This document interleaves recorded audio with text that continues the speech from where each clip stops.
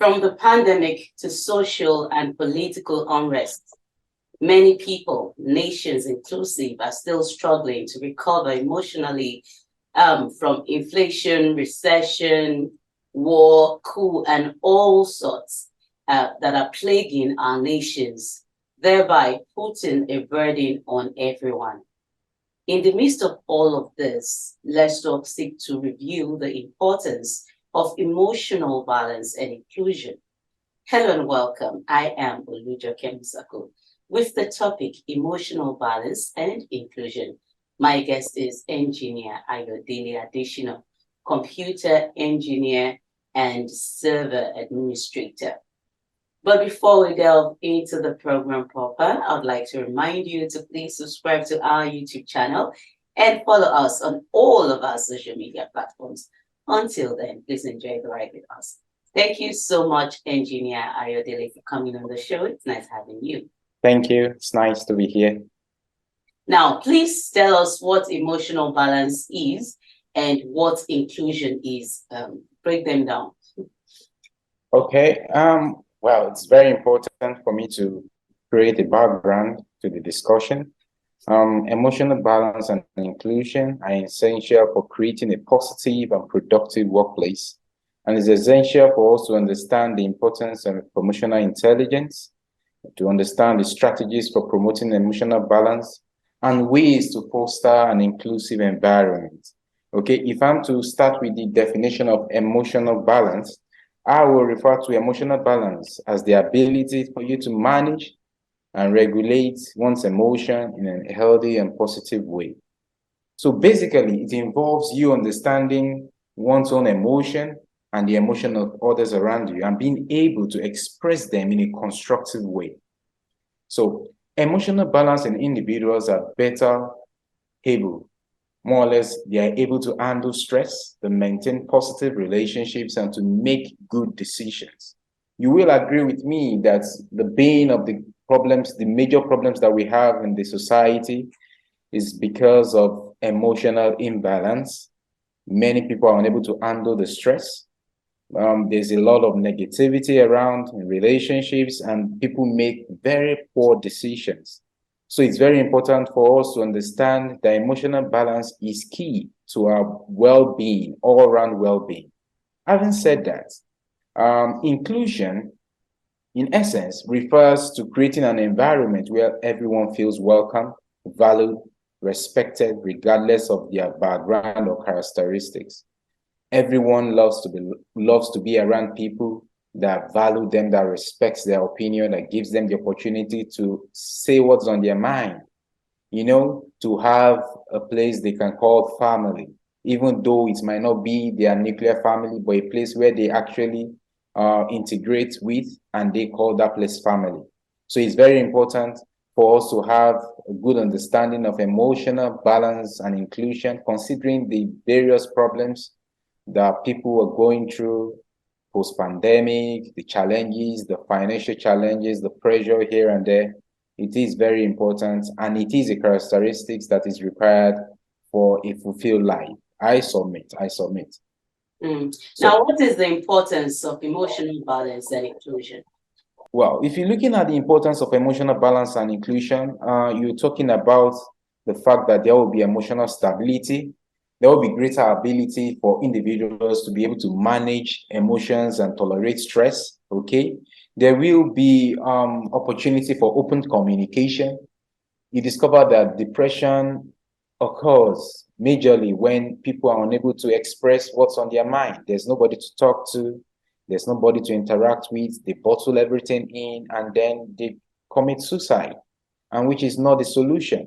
So the understanding of that encourages people to open up, to express their emotion in a safe environment, in a place where they feel they will not be judged based on their acts or whatever poor decisions they might have made, to help them to identify and address any underlying issues that may be causing emotional imbalance.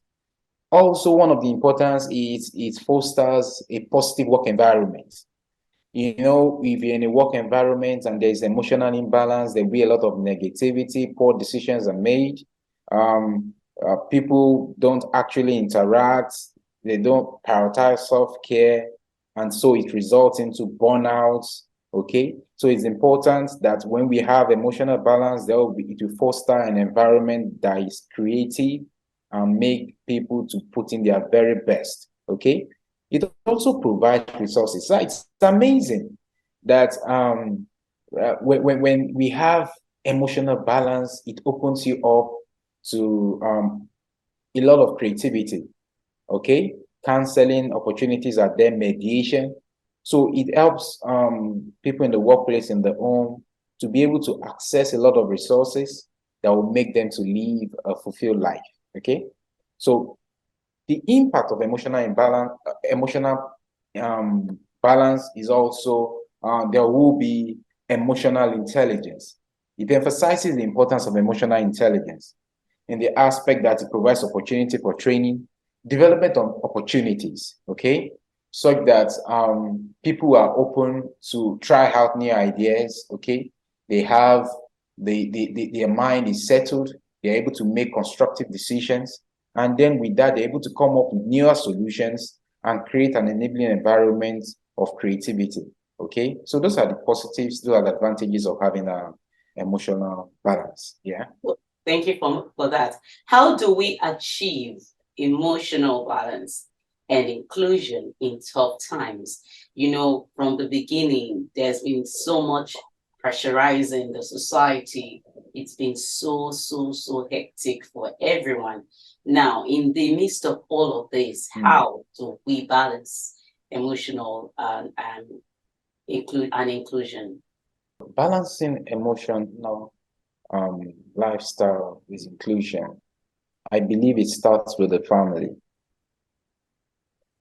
We need to go back to the 90s, where we appreciate and understand the values that are available in the family. You know, a family that there is cohesion, where there is love, that's the starting point of having emotional balance. Most of the challenges that we see in the society out there is a result of dysfunctional families, single, not having opportunity for parents to be able to actually raise their children well, and then that spills into the society, where you wouldn't be able to understand how the lifestyle that is expected when you have a father and a mother under the roof. Okay, so it's important for us to go back to the family, and that translates into the workspace. When there's positivity in the home, it's to a greater extent extends into the workplace. Okay, in situations where there are no inclusion systems, and then you're able to grow out of it, it won't need to put up at the office, you're able to come back home and you're able to express it, and you're able to get someone that will listen. Okay, and then with that, you have a stable emotion, and that's actually going to have impact on one's health. One will live a lifestyle longevity. It's amazing that in many years down the line, okay, we rarely hear of some forms of diseases, okay, because they're able to manage their emotions very well. They better manage it because the homestead was better, okay. There's this cohesion within the family, okay. There's this love within the community. One person's problem is seen as the problem of the community. So that tells us that the family plays a key role in actually causing us to actually have emotional balance. Let's quickly go on this break. We'll be right back.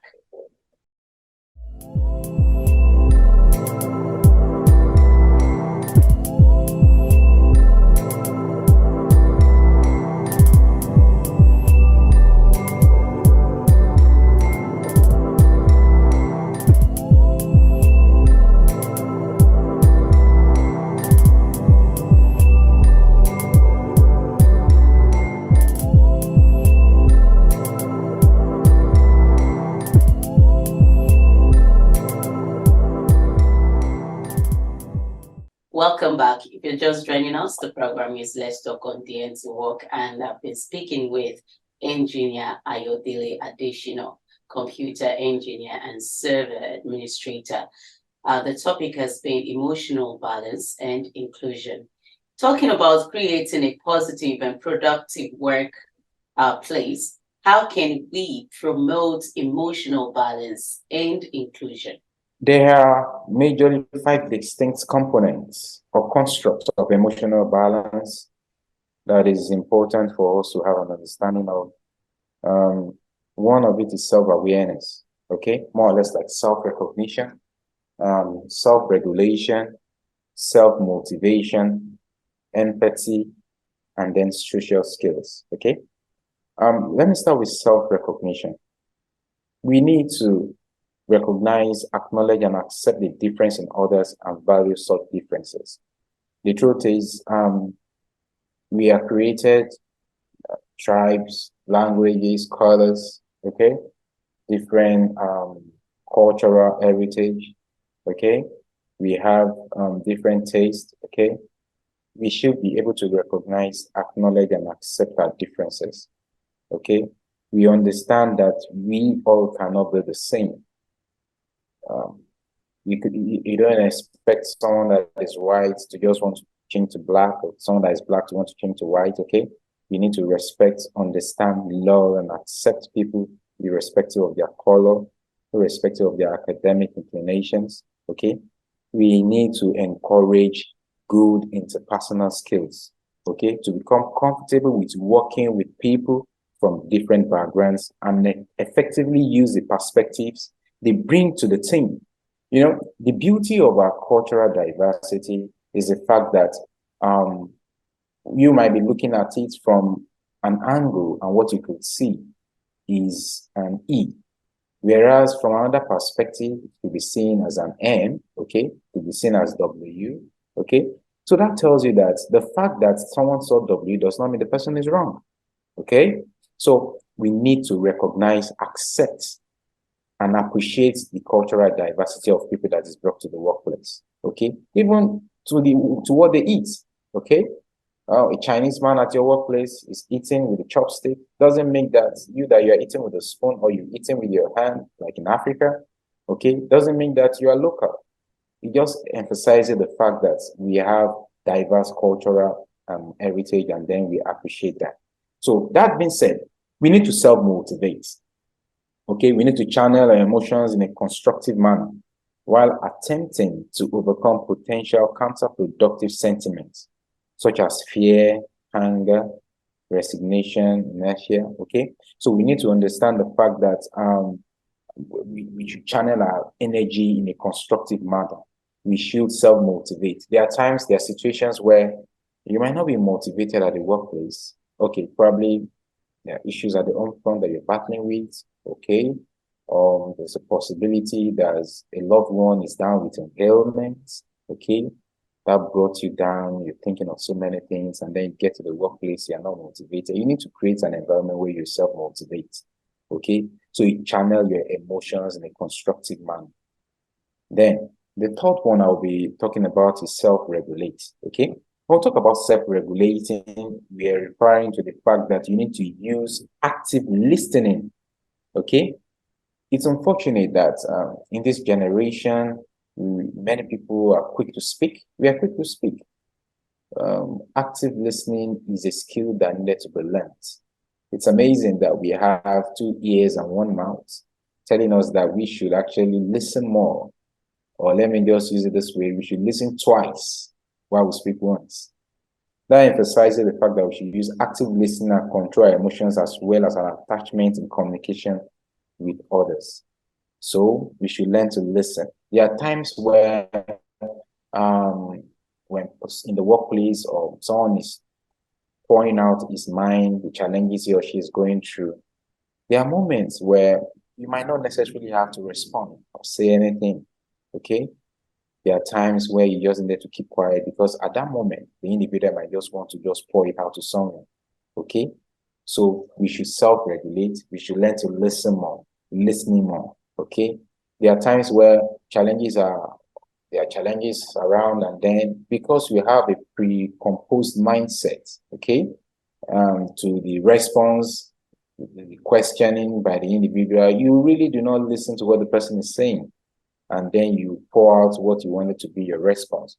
So we need to appreciate the fact that we should listen more, use active listening and control our emotions as well. The fourth point is we should cultivate empathy. Unfortunately, before now, before the popularization of social media, before the advent of the smartphones, okay, digital devices around, when there is a problem, maybe there's an accident, okay, someone is drowning, okay, there's a fire incident, the first instinct, the first action that comes to mind is to look at ways of actually rescuing the soul, the individuals involved, okay?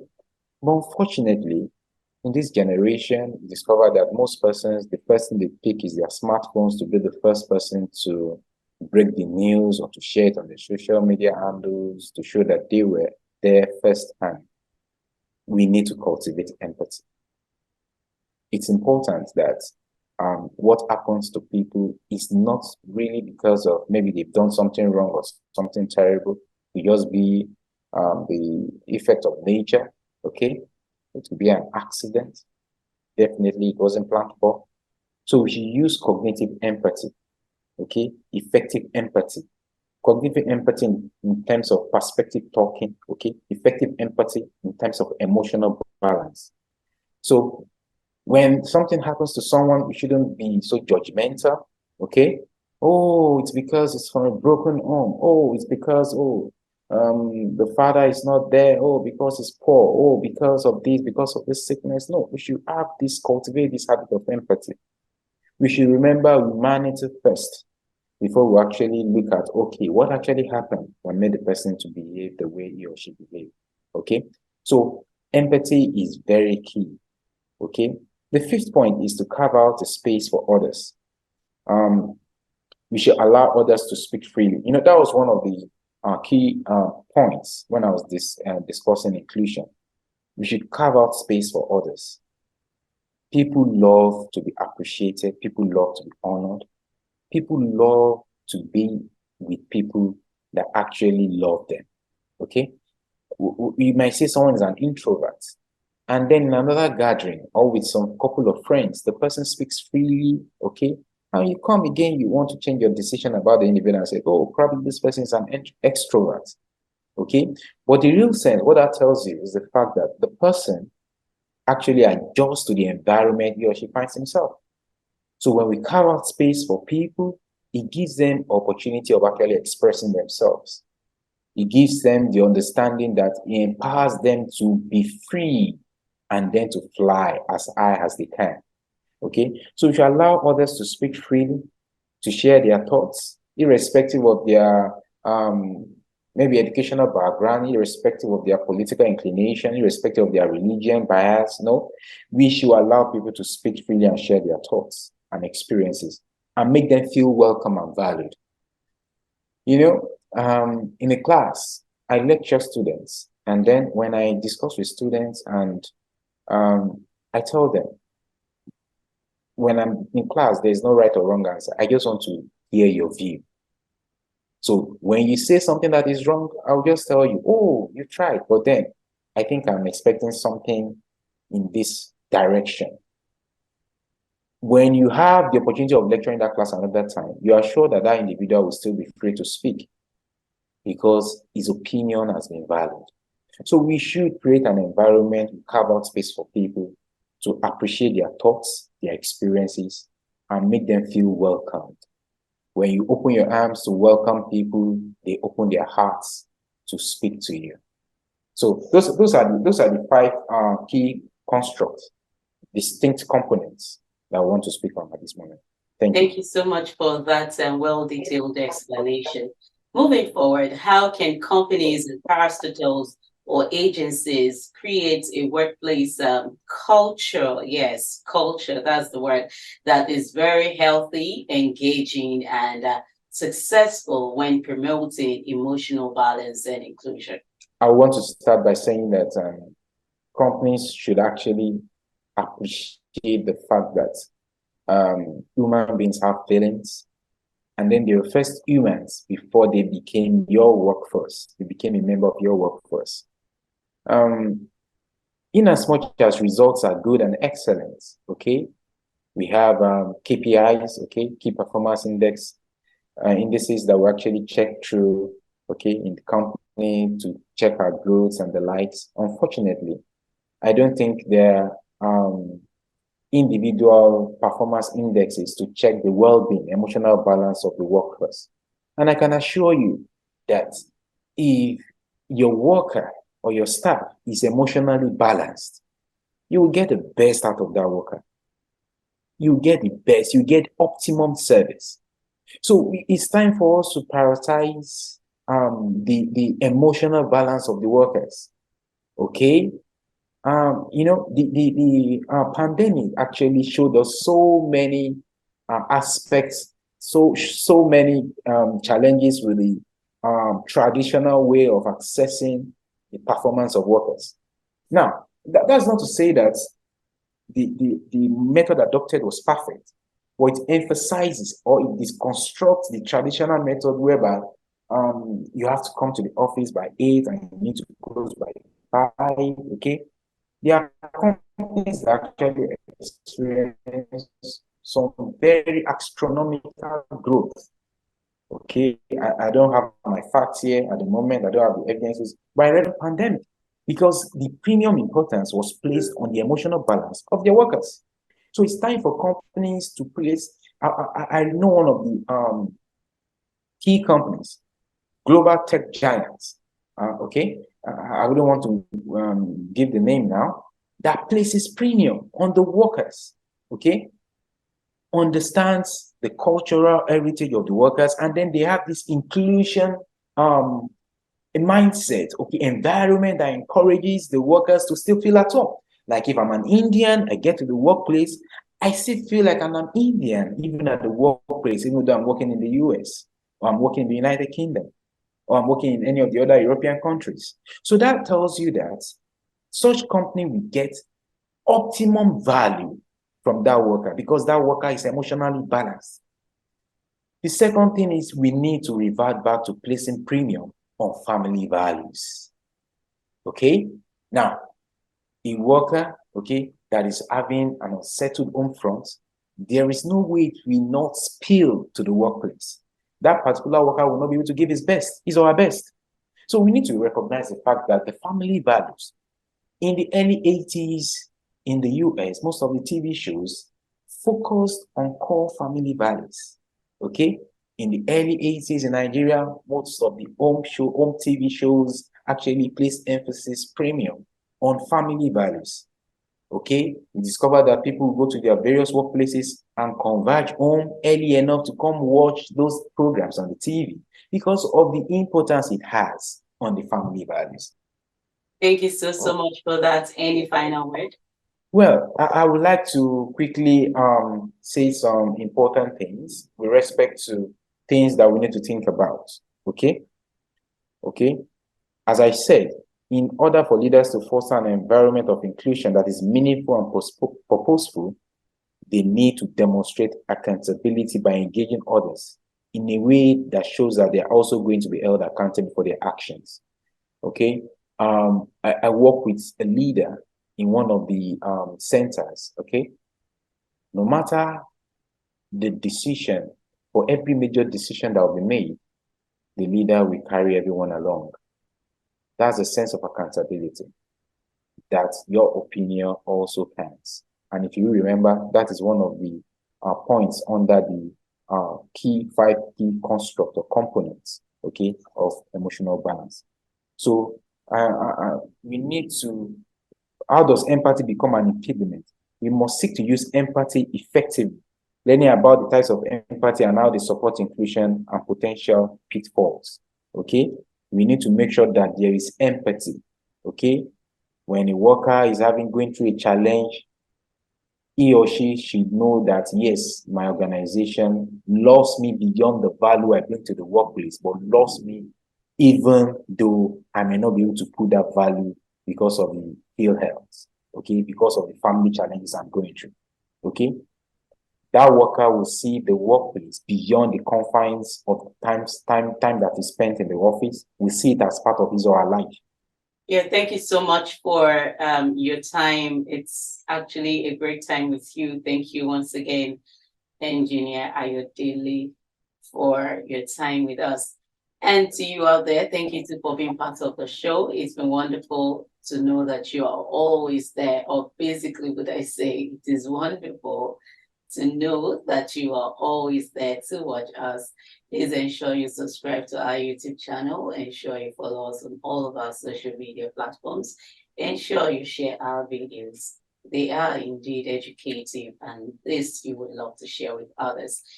Until next time, when I come your way again with another exciting edition of Let's Talk on DNTWOK, I remain Oluja Kemasakupai for now.